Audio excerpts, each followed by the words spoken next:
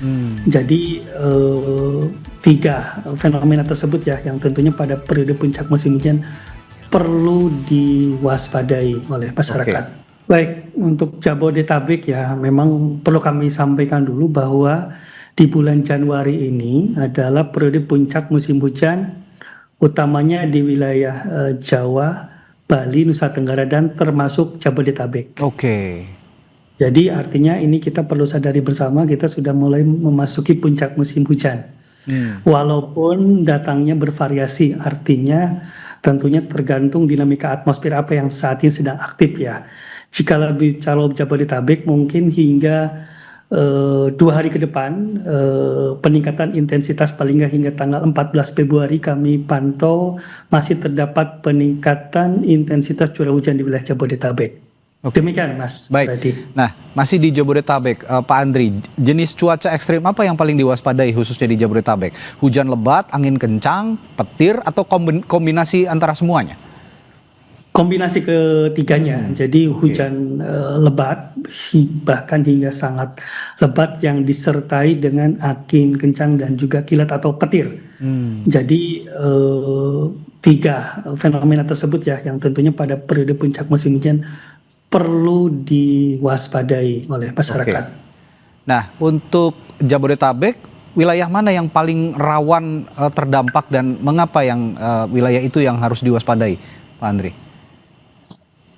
Dampak dari cuaca ekstrim ini ada beberapa hal ya. Yang pertama adalah tentu ada banjir dan genangan, kemudian juga tanah longsor, angin kencang dan petir, dan juga tentu gangguan aktivitas dan transportasi. Ya. Pertama ada banjir dan genangan ya, dan ini tentu tergantung pada kerentanan masing-masing wilayah.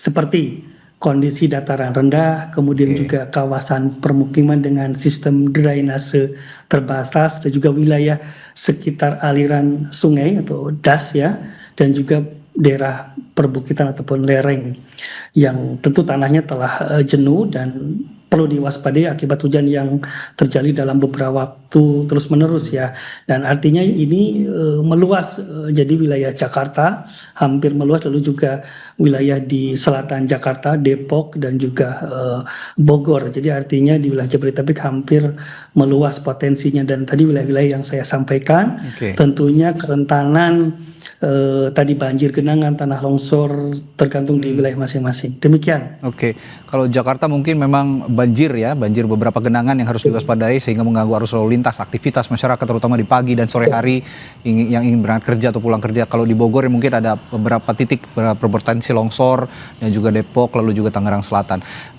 Pak Andri, sebenarnya fenomena atmosfer apa yang sedang dominan memicu cuaca ekstrim akhir-akhir ini di Jabodetabek? Misalnya La Nina, MJO, gelombang Rossby, siklon tropis, atau apa sebenarnya yang sedang mendominasi? Pertama adalah yang paling utama ada penguatan monsun Asia. Jadi penguatan monsun Asia itu adalah angin dari daratan Asia yang membawa uap air gitu, dan artinya ini yang memang setiap tahun datang pada periode musim hujan, dan Januari ini sedang kuat-kuatnya gitu ya.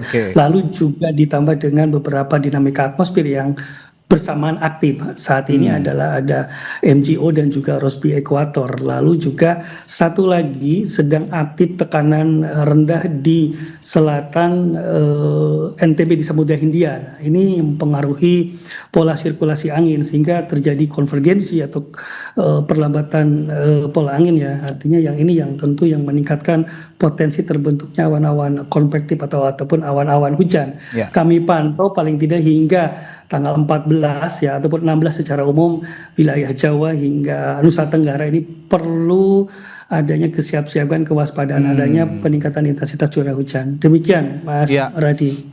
Saya lebih spesifik lagi ke Jakarta karena banyak sekali masyarakat Jabodetabek ataupun Bodetabek ya yang commuting setiap hari pulang pergi Jakarta dan kembali ke daerahnya asalnya di Bodetabek gitu.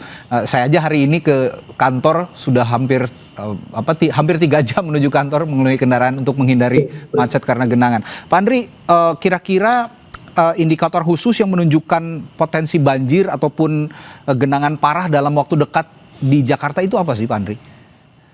Jadi indikasinya adalah ketika ada hujan terus menerus ya, tidak berhenti 3 hingga 4 jam. Jadi kalau misalkan masyarakat melihat bahwa ada indikasi hujan yang tidak berhenti, biasanya di pagi hari kalau musim hujan ya dini hari, pagi hari berlangsung, kemudian agak mereda kembali di siang hari, lalu nanti meningkat lagi di sore hingga menjelang malam hari. Dan ini tentunya sangat bertepatan dengan tadi komuter ya, artinya waktu mobilitas masyarakat di Jabodetabek di pagi dan siang atau sore hari. Jadi artinya ketika mulai misalkan dini hari ataupun pagi hari hujan terus berlangsung tidak berhenti, artinya masyarakat harus mulai waspada dan menyesuaikan aktivitasnya, terutama mobilitasnya ya. Artinya mencari wilayah-wilayah yang memang aman dari genangan, lalu juga tentunya dilihat juga dampaknya terhadap lalu lintas ya. Saat ini kan tentu sangat terdampak sekali, terutama di pagi hari tadi ya, dan sore ini pun juga masih ada beberapa genangan terjadi. Dan ini mungkin berlangsung 2-3 hari ke depan untuk wilayah Jabodetabek masih. Dan polanya hampir sama dengan yang terjadi hari ini. Dan bahkan ini juga dari hari Minggu juga sudah mulai ada peningkatannya, tapi memang hari ini cukup luar biasa, terutama tadi pagi ya. Demikian Mas. Baik, singkat Pak Andri, apakah pola cuaca ekstrim ini bersifat lokal atau ada potensi meluas secara nasional? Singkat saja Pak Andri. Potensi meluas secara nasional khususnya di wilayah Jawa hingga Nusa Tenggara tadi yang saya sampaikan. Jawa dan Nusa Tenggara. Ya, wilayah selatan ekuator ataupun di sebelah selatannya Khatulistiwa memang pada periode Januari 2002 ini sedang mengalami puncak musim hujan ya. Seluruh Pulau Jawa, Bali, Nusa Tenggara Barat hingga Nusa Tenggara Timur, lalu juga sebagian di Sulawesi Selatan. Jadi itu wilayah-wilayah yang paling tidak di bulan Januari ini ada peningkatan intensitas hujan. Namun tentunya variasi waktunya ini berbeda setiap wilayah dan masyarakat dihimbau untuk terus menyimak informasi update dari BMKG. Demikian.